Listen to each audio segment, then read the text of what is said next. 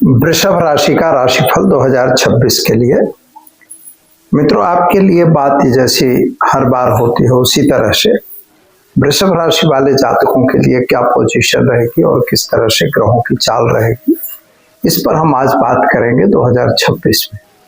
जैसा कि हम लोग जानते हैं कि 2026 में कुल 4 ग्रहण बनने वाले हैं और जब 4-4, 5-5 ग्रहण किसी भी राष्ट्र पर होते हैं, सब ग्रहण हमारे भारत में नहीं दिखेंगे लेकिन कुछ तो दिखेंगे। तो जब ग्रहण वर्ल्ड पर होता है यानी यूनिवर्सल में अगर ग्रहण दोष लगते हैं तो आप ये समझ लीजिए कि कुछ न कुछ उठापटक या उथल पाथल होती है। उसमें बहुत सारे विवाद और वाद विवाद सब होते हैं, छोटे बड़े युद्ध और एस की भी स्थिति निर्माण हो जाती है, गृह युद्ध जैसी स्थितियां भी बनती हैं। दूसरी बात क्या होती है कि जब इन ग्रहों के साथ अगर किसी का लेना देना हो जाता है तो अक्सर शेयर बाजार वगैरह में भी उथल पथल होती है। और खास तौर पर यह 2026 का वर्ष जो है थोड़ा सा कमजोर वर्ष है, जो वास्तविक रूप से माइनस बाजार को रख सकता है। साथ में सोने चांदी में तेजी, ये तो सभी लोग देख ही रहे हो, थोड़ा बहुत बदघट होते होते बढ़ते घटते वो ऊपर ही जाने वाला है। इन्वेस्टमेंट वगैरह लोगों के लिए ठीक रहेगा। सबसे बड़ी बात यह होती है कि जो 2026 का वर्ष है उसमें जैसे कि शनि महाराज मीन राशि में कभी वक्री होंगे, कभी मार्गी होंगे। गुरु महाराज 4 बार एक ही राशि में मार्गी वक्री हो रहे हैं। अतिचारी इस समय गुरु महाराज अतिचारी ग्रह के रूप में है। राहु और केतु जो है हमेशा वक्री रहते हैं, लेकिन वे भी अपनी राशि परिवर्तन 12वें महीने में करने वाले हैं, यानी पूरे 2026 में तो हमें उनकी असर इफेक्ट दिखेगी, क्योंकि जो इनकी स्थिति है वह वास्तविक रूप से धनु मतलब कुंभ राशि में राहु की स्थिति और सिंह राशि में केतु की रहेगी। मीन राशि वाले जातकों के लिए यह परिवर्तन कैसा रहेगा तो मित्रों देख लीजिए। आपके लिए इकोनॉमिकल रूप से अगर देखा जाए तो यह वर्ष अच्छा और सुंदर दिख रहा है। फायदे मिलेंगे, लेकिन इतना फायदा भी नहीं है कि जहां बहुत ज्यादा आपको सहन करना पड़े, ऐसा नहीं दिख रहा है। लेकिन फायदा तो मिलेगा, ऐसा नहीं कि नहीं मिलेगा। दूसरी बात क्या होती है कि इसमें आपको एक बड़ी बात यह होती है कि आप लोगों के लिए थोड़ा वाणी पे कंट्रोल करना बहुत जरूरी है, नहीं तो नुकसान होने की संभावना है। स्वास्थ्य की बाबत में अगर देखा जाए तो थोड़ी सी बीमारी का लाभ आपको मिलेगा, यानी बीमारी आपको आएगी, लेकिन वो लगभग जून के बाद आने की संभावना है, यानी हाफ पीरियड के बाद। तब तक के लिए कोई ऐसी तकलीफ वाला समय नहीं है। पिंडलियों में प्रॉब्लम होना और पेट में दर्द होना, ये शिकायत होने की संभावना दिखाता है। जहां तक बात होती है कुटुंब परिवार की, तो वहां पर आपके लिए अच्छा समय दिखाई देता है। नौकरी वगैरह में प्रमोशन और आगे जाने का योग भी बनेगा। खास तौर पर देखा जाए तो जमीन मकान खरीदने का योग भी बनेगा। माता के स्वास्थ्य को लेकर थोड़ी परेशानी आपको जरूर इस वर्ष दरमियान देखनी पड़ेगी। खास तौर पर कोई नए मकान खरीदने वगैरह का योग भी दिखाई दे रहा है और आपने कुछ मनसा भी बना ली हो, ऐसा दिखाई देता है। विद्यार्थियों के लिए समय बढ़िया और सुंदर दिख रहा है। प्रेम संबंधों में थोड़ी दिक्कत जरूर है, लेकिन विदेश यात्रा वगैरह भी होने की संभावना दिखा रहा है। यानी इस पर जो कोई आप काम कर रहे हैं कि हमें विदेश जाना है, उसके फाइलें तैयार कर रहे हैं, तो उसमें 100% आपको फायदा दिखाई देता है। लेकिन वह भी समय आपके लिए जून जुलाई के बाद ही दिखाई दे रहा है। मार्च अप्रैल में कुछ ऐसा नहीं दिख रहा है। खास तौर पर अगर देखें रोग और शत्रु की बात, तो मित्रों रोग में तो वृद्धि मैंने बताया आपको, लेकिन आपके लिए इनकम की बात अगर करते हैं तो कर्ज वगैरह बने वहां तक कम लेने की कोशिश करिएगा, क्योंकि कर्ज जो आएगा वह कर्ज आप पर भारी हो ऐसा लग रहा है। यानी उसको कुछ मैनेजमेंट व्यवस्थित करिएगा। कोर्ट कचहरी में अगर कोई मैटर है तो उसमें आपको सफलता मिल भी सकती है और नहीं भी मिल सकती। अतः अगर समझौते के द्वारा काम होता है तो बिल्कुल अवश्य आप कर लीजिए। पति और पत्नी के बीच के संबंध तो अच्छे दिखाई दे रहे हैं।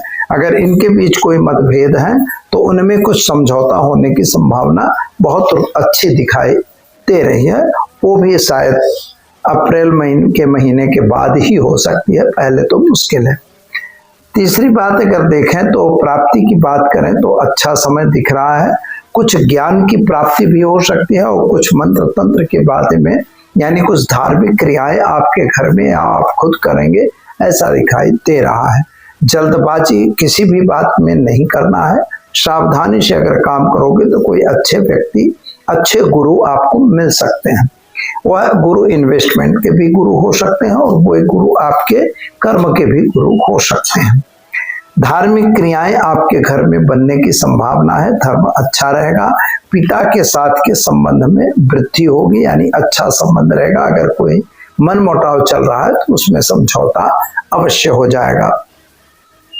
दूसरी बात, अगर व्यापारी हैं, व्यापार कर रहे हैं तो जरा मित्रों सावधान रह के काम करना होगा, क्योंकि शनि महाराज जो है ये व्यापार स्थान के मालिक हैं, लेकिन उनकी स्थिति आपके द्वादश भाव में बनी हुई है, जिसकी वजह से आपको खर्च और एक्सपेंस की योजना ज्यादा बनेगी, यानी एक्सपेंस पे कंट्रोल आपको करना बहुत ही आवश्यक दिखाई दे रहा है।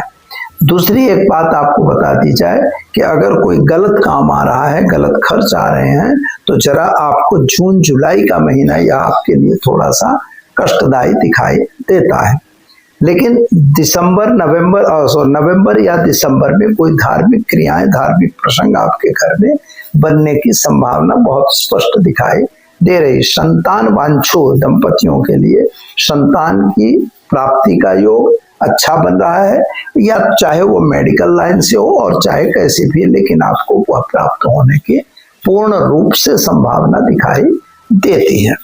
इनकम की दृष्टि से देखें तो देखिए मित्रों, शेयर बाजार वगैरह में अगर काम करते हैं तो इस वर्ष के दरमियान शेयर बाजार थोड़ा उठा पटक वाला रहेगा, यानी कभी बढ़ना कभी घटना कभी बढ़ना, अन्य कुल मिला के देखें तो थोड़ा माइनस दिखाई देता है, यानी घटने की संभावना ज्यादा दिखाई दे रही है।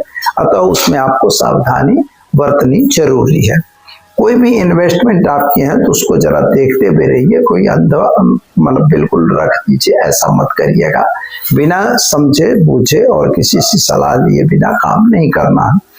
दूसरी बात क्या है कि सोनी चांदी अरे इसमें आप इन्वेस्टमेंट करते हैं तो वो आपके लिए बेहतर और सुंदर रहेगा, लेकिन वहां भी नफा मिलता है तो लेना आवश्यक होता है। तीसरी बात की बात करते हैं तो मित्रों एक बात याद रखिएगा कि बिल्कुल किसी पे अंधा विश्वास आपको नहीं करना है। और अब आगे की जब बात करते हैं तो खर्च का प्रमाण तो मित्रों बढ़ रहा है, लेकिन पति पत्नी के संबंधों में कोई दिक्कत नहीं आएगी, वो बढ़िया संबंध दिखाई देता। हाँ, आज इस वर्ष आपको एक बात याद रखनी है, सबसे बड़ी चीज, कि कोई नाजायज संबंध में आपको जुड़ने की जरूरत नहीं है। पूर्व में यानी कि आपको जून जुलाई वगैरह के महीनों में या तो फिर सितंबर वगैरह के महीने में कोई बदनामी न हो जाए, इसका भी आपको ध्यान देना जरूरी है। यानी किसी लड़की को लड़के से या लड़के को लड़की से, पुरुष को स्त्री से, स्त्री से पुरुष से, ऐसी बदनामी की संभावना दिख रही है।